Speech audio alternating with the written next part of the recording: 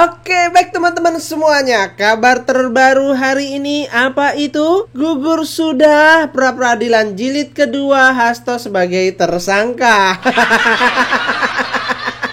Jadi, Hakim Tunggal Pengadilan Negeri Jakarta Selatan menyatakan permohonan pra-peradilan yang diajukan oleh Sekjen PDIP yaitu Hasto Kristianto gugur. Pra-peradilan jilid kedua ini gugur karena berkas Hasto telah dilimpahkan oleh KPK ke Pengadilan Tipikor Jakarta Pusat. Tepuk tangan kepada KPK ya. Luar biasa. KPK gercep, gerak cepat, luar biasa. Biar apa? Biar tidak diakal-akalin sama tim kuasa hukumnya Hasto. Hakim menyatakan perkara Hasto Kristianto ini sudah lengkap secara formil dan material karena sudah dilimpahkan ke pengadilan. Maka gugatan pra-peradilan dinyatakan gugur. Begitu teman-temannya. Hasto nangis ini di penjara. Dan Bu Megawati kok nggak datengin ya sampai sekarang. Melas si Hasto ini. Mbaknya nggak jengok-jengok. Temen-temennya pada kemana ini? Kok pada diem aja? Adian Apitupulu kemana? Deddy Sitorus kemana? Jadi silent semua. Jangan-jangan nih Hasto udah mulai ditinggalkan nih. Udah nggak dipakai lagi. Ngapain ngurusin Hasto? Mending ngurusin Kongres lah. Dan juga sama belahan jiwanya Hasto siapa? Koni. Ditunggu nih video-video skandalnya dari Koni ya. Data-data skandal korupsinya dari Koni yang ada di Rusia. Ditunggu. Kesempatan nih untuk meringankan hukuman tuntutan Hasto. Oke, baik teman-teman semuanya, selanjutnya kita akan simak video Opung Parbelak ya. Bagaimana komentar Opung Parbelak. Dan sebelum itu, Opung Parbelak ini ya insya Allah ya, kalau jadi di bulan 5 Opung Parbelak ya ini akan berangkat ke Solo dan bertemu dengan Pak Joko Widodo. Wah, seru sekali nih. Yang kita tunggu-tunggu ya, Opung Parbelak langsung bertemu dengan Pak Jokowi. Dan tidak hanya Opung Parbelak, nanti kemungkinan dengan Agri Fanani juga akan berangkat ke Solo ya, bertemu dengan Pak Joko Widodo. AR Mahmud ikut nggak? Kalau diajak ya ikut. Insya Allah juga. Kalau ada kesempatan, insya Allah kita semua bisa bertemu dengan Opung Parbelak, Agri Fanani, dan teman-teman yang lainnya ya. Buat teman-teman khususnya fans Opung Parbelak ya seperti saya, untuk membantu akomodasi Opung Parbelak agar bisa Opung Parbelak ini bertemu dengan Pak Jokowi ya. Di channel Opung Parbelak sudah mencantumkan nomor rekening ya. Ini tidak paksaan, silahkan bagi teman-teman yang murah hati ya. Karena dari Medan ke Solo itu tidak dekat, jauh, dan biayanya tidak murah ya. Biar tidak lama-lama, langsung saja kita simak video Opung Parbelak, oke? Berita terbaru dari manusia yang paling membosankan untuk dibahas. Siapa lagi manusia itu kalau bukan Hasto? Bosan bahas dia, tapi ada pula berita terbaru. Apa itu? Pra-peradilan yang kedua ditolak. Lebih tepatnya bukan ditolak, gugur. Gugur. Kenapa bisa gugur, Pung? Karena KPK sudah melimpahkan berkas dan bukti-bukti kepada kejaksaan. Mantap. Kalau KPK sudah melimpahkan bukti dan juga berkas-berkas kepada kejaksaan, itu artinya apa? Sebentar lagi persidangan akan dimulai. Pra-peradilan sudah pasti gugur. Karena pra-peradilan itu posisinya atau levelnya lebih rendah. Karena pra-peradilan kan di Kejaksaan Negeri. Ya, saya kira kita mesti menyampaikan terima kasih kepada hakim yang sudah memutus perkara ini dengan membenarkan sikap dari KPK yang mencoba menggugurkan permohonan pra-peradilan. Ya. Jadi artinya apa yang saya mau sampaikan adalah bahwa pengadilan pun sudah mengesahkan bahwa permohonan pra-peradilan kami gugur dengan tindakan KPK yang menurut hemat kami dilakukan dengan cara-cara akal-akalan dan cara-cara yang tidak menurut hukum. Artinya apa? Ya, kita sesalkan bahwa hal ini bisa terjadi. Karena ini akan bukan hanya sekedar permulaan bagi pengadilan dan juga bagi aparat penegak hukum yang lain bagaimana membatalkan satu perkara kalau pihak yang menjadi tersangka itu melakukan perlawanan. Ya. Ini satu berita buruk di dalam penegakan hukum kita. Ya. Ini berita yang seharusnya tidak terjadi oleh aparat penegak hukum yang menyebut diri berintegritas. Ya. Padahal sebab begini saudara-saudara, apapun yang kita lakukan dengan permohonan pra peradilan ini adalah untuk mencari bukti permulaan. Apakah memang sah atau tidak penetapan seseorang menjadi tersangka. Nah, ketika permohonan ini digugurkan karena alasan formal bahwa ada tindakan dari KPK yang melimpahkan berkas perkara, sebenarnya yang dilakukan adalah mengesahkan tindakan-tindakan buruk dari KPK ini. Ya. Saya katakan buruk kenapa? Karena mereka mencoba melakukan penundaan. Ya. Pertama mereka melakukan penundaan persidangan ketika dipanggil. Kemudian yang kedua, mereka juga melakukan tindakan-tindakan yang mengabaikan hak asasi dari Pak Hasto. Misalnya haknya beliau untuk menghadirkan saksi yang menguntungkan, yang diabaikan oleh KPK. Kemudian yang ketiga, mereka secara sengaja ya, melimpahkan berkas perkara 1 hari sesudah berkas perkara dan orang diserahkan oleh penyidik kepada. Iya kan, itu dia.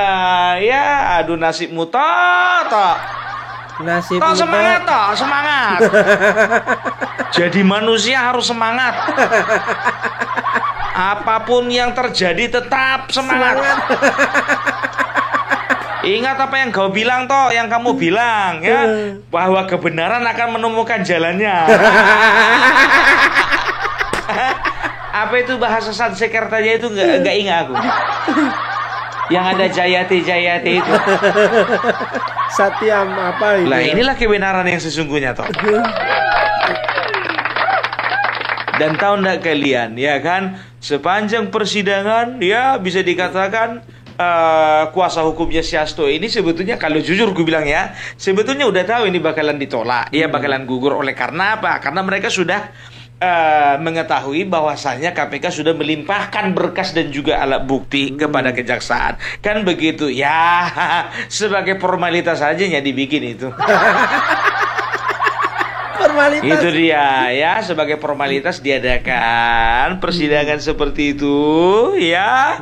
Dan ternyata mereka mau tidak mau harus mendengarkan keputusan dari hakim yang mengatakan bahwasanya pra peradilan gugur. Mereka tidak terima, iya kan? Ya wajar, siapapun juga nggak akan mungkin terima. Iya. Namanya kuasa hukum ya kan. Jadi mereka tidak terima. Oleh karena apa? Mereka mencium adanya sebuah permainan dari KPK dengan hakim. Oke. Juga kejaksaan. Oke. Masa sih? Bukankah selama ini yang penuh permainan itu kalian? Iya. Ayo mainkanlah mainmu, biar dimainkan orang itu mainnya. Bener. Kalian bilang kalian mendapatkan dukungan penuh dari 1000 lawyer. 1000 lawyer. Mananya lawyer kalian itu? Ya. Kosong rupanya. Omongan kosong ya kan. Jadi juga mereka mengatakan bahwasannya kami melihat bahwasannya ada usaha ya untuk, ingat ini, ada usaha untuk menghilangkan hak-hak asasi manusia dari Hasto. Sekarang begini, kalau bicara hukum, ya, hukum itu tidak bisa disejajarkan dengan hak-hak asasi manusia. Tapi hukum itu harus selalu di atas daripada hak asasi manusia. Hak-hak Hasto yang seperti apa? Seperti menghadirkan saksi yang menguntungkan, kan begitu. Percuma saja mau dihadirkan pun juga saksi kalau sudah dilimpahkan berkas. Gugur. Mengheningkan cipta dulu koto.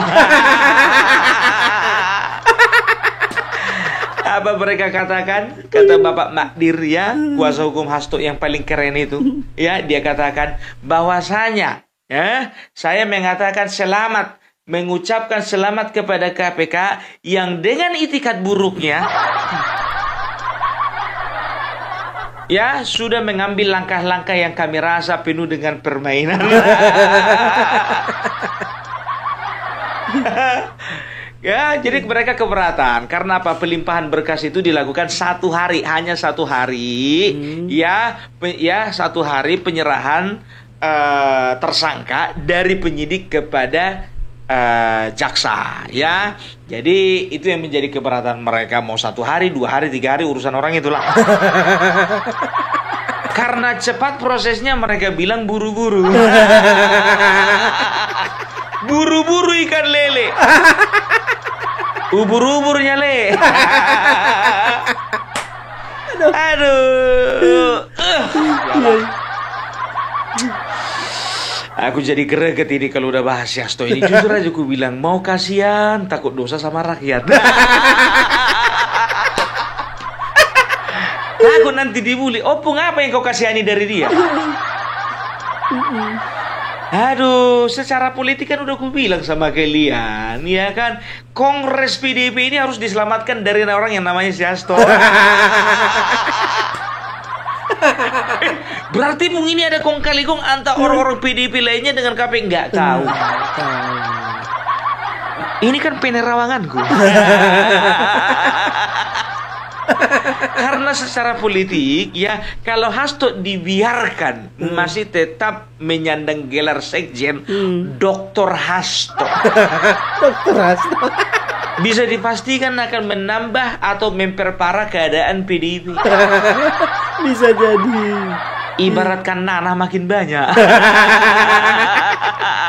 Tadinya cuma jerawat kecil, kalau masih bertahan dia di dalam itu bernanah semua. Ujung-ujungnya apa? Kanker lah itu, penyakit yang dimiliki sama partai.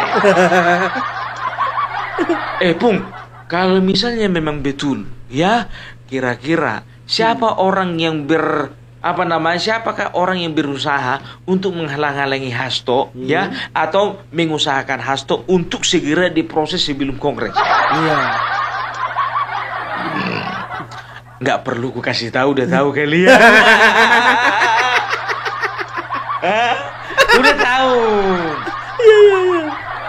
Tebakan-tebakanmu itu aja, Bung, ya, tebakanku tapi jarang salah. Kan begitu. Tahu enggak kalian, jujur aja aku bilang, kalau misalnya PDIP, ya, ini ibarat kapal yang akan karam, ya, tergantung siapa nahkodanya, kan begitu, ya. Dan juga ABK yang tersisa, ya. Kalau ABK yang sudah tercampak di laut, yang udah mati tenggelam dimakan ikan paus, nggak perlu diperhitungkan lagi. Kan begitu, kapal udah goyang, dihempas badai, dihempas ombak dari kiri, dihempas dari kanan, ya, genangan air di dalam. Nah, ABK, kapten kapal, nahkoda, ya, mereka itu harus bekerja sama bagaimana caranya supaya menyelamatkan kapal. Itu dia. Kalau ada kira-kira kapten kapal yang ngeyel, ya kan, yang kira-kira memang membahayakan nyawa dari para ABK lainnya dan juga membahayakan situasi kapal, buang campakkan ke laut. Kan begitu, ya kan? Gampang tuh menganalisanya. Ternyata kemarin Koni waktu keluar-keluar dia Akbar Faisal itu kayaknya nggak ada gunanya deh. Nggak ada gunanya. Mana sekarang begini, ya, Koni tunjukkan dokumen-dokumen kalau memang kau sayang sama si Hasto, kalau kau memang cinta sama si Hasto, Kalau kau memang belahan jiwanya Hasto, ayo tunjukkan dokumen itu, serahkan kepada ketua umum supaya itu yang menjadi bukti-bukti yang meringankan nanti di persidangan. Begitu. Ya, sekarang begini, sebodoh-bodohnya rakyat Indonesia udah tahu kalau kau itu banyak omong kosong. Kemarin kau bilang, ya, kami punya bukti, punya dokumen, punya rekaman suara, punya video, punya potongan video, punya potongan rekaman suara. Kan begitu. Setelah itu, begitu dibully kau sama netizen masalah apem yang dibikin wine. Dibully kau sama rakyat Indonesia gara-gara terong-terongan. Dibully kau masalah rumah tanggamu. Akhirnya kau bilang apa? Tolonglah saya jangan dibully. Karena apa? Saya memang selalu berusaha bersuara keras untuk bangsa ini. Ya, tapi apapun yang saya sampaikan, saya nggak pernah bohong. Jujur kau bilang nggak pernah bohong kau. Iya. Kan begitu. Apa dibilangnya? Saya nggak pernah mengatakan itu bukti. Saya nggak pernah mengatakan itu video. Ya, waktu itu kalau nggak salah sama Abraham Samad dia wawancara. Ya, yang saya punya itu adalah dokumen. Sekemarin di Akbar Faisal, ya, itu fix ya. Dia bilang katanya dokumen. Di Akbar Faisal dia katakan apa? Loh, apalagi yang mau yang saya mau kasih clue? Ya, 2 sudah tersebar. Yang pertama masalah Anies dikriminalisasi, yang kedua videonya udah tersebar. Iya. Padahal waktu pertama kali kau ngobrol sama si Hasto di situ, ya, Akbar Faisal di situ, nggak ada kau bilang salah satunya itu Anies dikriminalisasi. Itulah salah satu permainan bukti yang kau punya. Makanya aku bilang kau kalau misal ingat ini ya, aku bilang sama kalian, kalau kau jadi tukang masak, jadilah tukang masak yang baik dan benar, kan begitu ya. Nah, kalau kau memang tertarik dengan politik, ya tinggalkan dunia memasakmu itu, masuk ke dunia politik, kan begitu. Kau ini kan kau bilang pengamat militer, ya kan? Tinggalkan pengamatan militermu itu, masuk ke politik, jadi kau kader. Ini enggak mau kau jadi kader. Nggak mau jadi kader. Itu dia. Kalau orang-orang seperti ini loyalitasnya dipertanyakan. Sebentar di Nasdem, sebentar di tim kampanye nasional Prabowo, sekarang udah di PDIP. Besok kalau ada tawaran jadi ketua umum Partai Umat, Partai Umat diambang kehancuran katanya kan? Iya. Bukan Opung Parabelak yang ngomong, tapi pengurusnya. Mana tahu kau bisa bantu-bantu gitu loh, Koni. Tapi kalau di Partai Umat janganlah kau bahas terong-terongan. Apalagi apem yang dikasih wine, janganlah. Ya kan begitu kan. Coba sekarang berita tentang yang kemarin itu, Ibu Riana jangan santai-santai ya, ada saatnya ya, ada saatnya. Iya, itu mana itu? Kau kira masyarakat terlalu bodoh untuk mempercayai ucapanmu itu? Masih lebih bermartabat bagi kami Ibu Riana daripada kau. Terang-terangan sesungguhnya. Sekarang buktikan dong, ya kan? Ini telur siasto lagi di ujung tanduk. Apa namanya? Telur siasto. Apa? Si Hasto situasinya Hasto sekarang seperti telur di ujung tanduk. Iya, bukan telurnya. Ya kau bantulah telurnya lah gitu. Kau bantulah dia gitu loh, ya, supaya telurnya nggak pecah. Gitu loh, supaya jangan kena kali ke tanduk itu telurnya. Cepat kali nanti pecah. Agak diselamatkan telur itu dulu, jangan sampai pecah. Itu dia, ya kan. Ternyata biar tahu kalian, ini isu dari bocor halus, ya kan. Aku nggak tahu entah kenapa perasaan A1 semua info dari bocor halus ini. Mereka katakan ya, ini versi mereka katanya ya, Bapak Prabowo ditemani dengan 2 orang kepercayaannya. Di sebelah sana ada Megawati dengan Hasto dengan beberapa orang. Mereka katanya sempat video call. Video call katanya mereka, berkeluh kesah lah katanya Megawati, ya kan? Wo, ini bagaimana ini Wo? Ya, bagaimana perasaanmu? Bagaimana kalau kadermu digitukan? Katanya gitu kan, kata Megawati. Ya, bagaimana mereka sudah mulai menekan partai kami, kan begitu? Datang Bapak Prabowo, katanya, ya udah datang aja. Rupanya datang aja itu mereka terjemahkan bahwasanya Hasto itu bakal diamankan gitu. Rupanya memang betul-betul diamankan, tapi yang mengamankan KPK. Istana nggak mau campur. Ogah. Itu dia, sudahlah Ibu Megawati, ya, ku bilang sama Ibu, jujur aja lah Bu, lupakanlah yang telah berlalu. Ingat Bu, mati satu tumbuh 1000. Iya. Duakan saja, ada pengganti Hasto yang lainnya, kan gitu. Tapi kalau memang nggak ada lagi penggantinya, itu tandanya 2 Ibu nggak terjawab.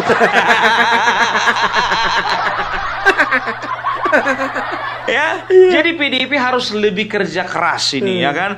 Ingat ya, aku bilang sama kalian, jujur aja aku bilang ya, sebetulnya konsentrasi PDIP bukan masalah penanganan kasusnya si Hasto, bukan. Ya, konsentrasi PDIP itu terfokus kepada Kongres.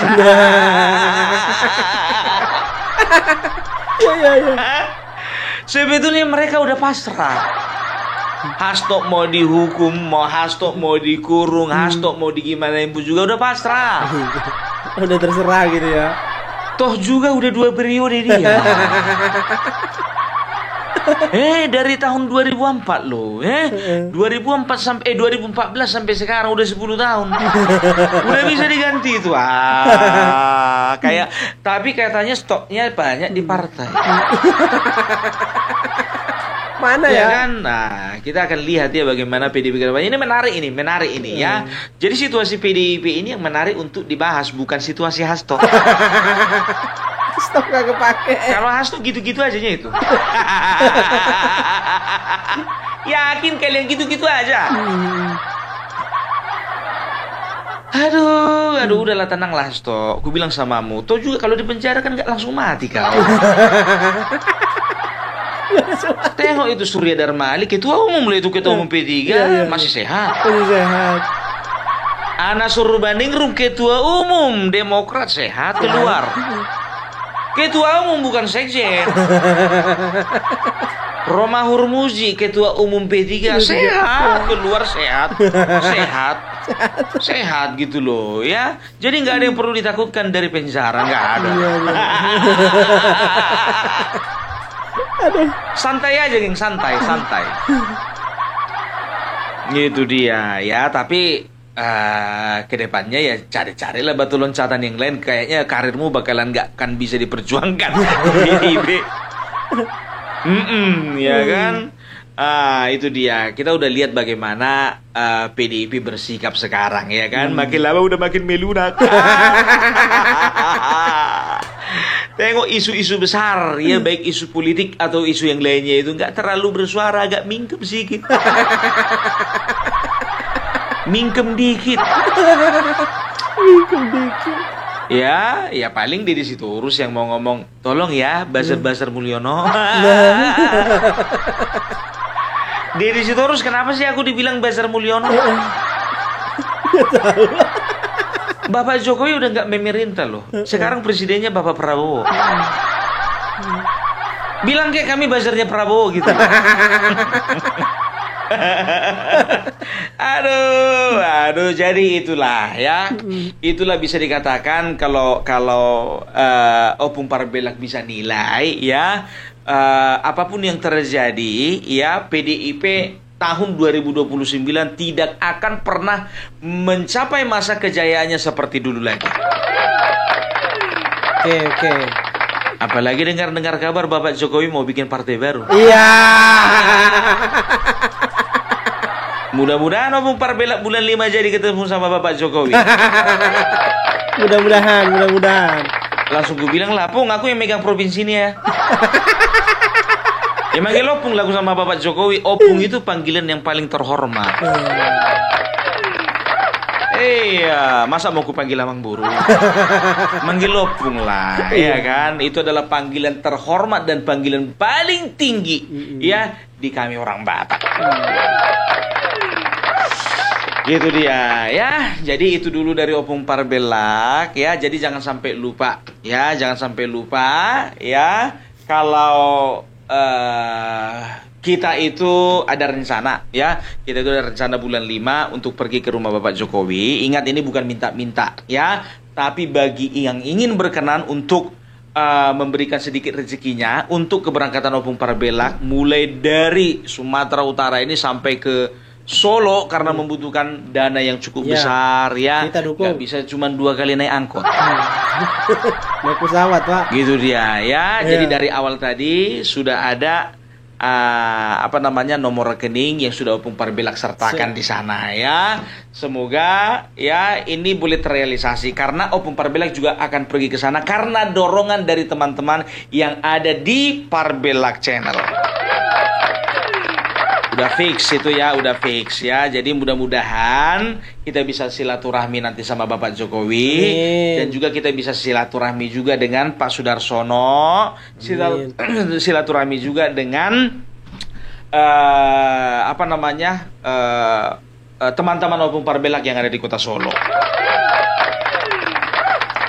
Oke, jadi itu dulu dari Opung Parbelak. Salam NKRI, NKRI harga mati.